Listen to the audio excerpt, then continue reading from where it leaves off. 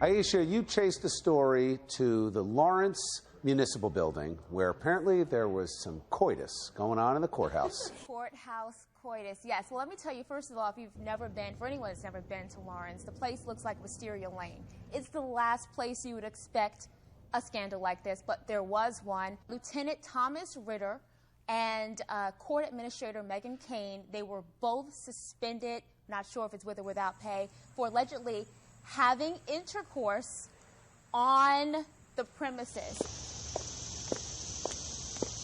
The police force and the courthouse, they're all housed in the same building. So as soon as you get in there, you understand how something like that could happen. Now, there's major potential collateral damage here. First off, Thomas Ritter is in his early 40s. He is very much married. And I went to the home. The first thing I saw was a stroller on the porch. And I said, oh my goodness, this is where the real fallout is. And I met the wife. She didn't want to go on camera, but this is a young family. This is a lot of personal fallout. This guy scored the highest on Lawrence's police chief exam, so he's very intelligent. He doesn't have much common sense. He's making six figures. All of that is at stake.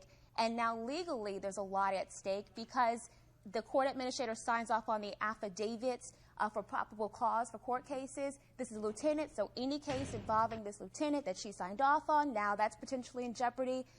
It's a mess. Have they denied the affair? So far, no one has denied the affair. No one's completely confirmed the affair. I think there's two separate issues here. So potentially being shady, in quotes, in your own relationship is not necessarily illegal. So I think for the public, the larger issue is whether or not there was any sort of conflict of interest. You know, will anyone come forward and say that some of those probable cause affidavits were problematic or fraudulent? Above and beyond that, the relationship between two adults is about two adults. Since when is it okay to be dating or in a relationship with a coworker? Isn't that like one of the biggest no-nos? Certainly there are some companies that frown upon that. I think in this case, clearly there's a conflict. I mean, how many guys are sitting there that have been convicted that are saying, oh, great, might have an opportunity because of the shenanigans with these two knuckleheads.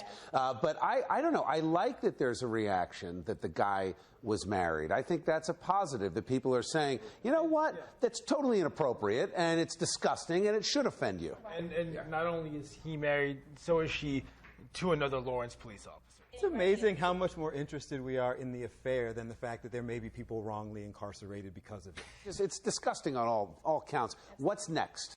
The computers are in the hands of the state police, so the investigation is they've somewhat wiped their hands clean of that investigation, and so we don't know what the state police will find. I'm sure we will hear about that in the coming weeks. Keep chasing.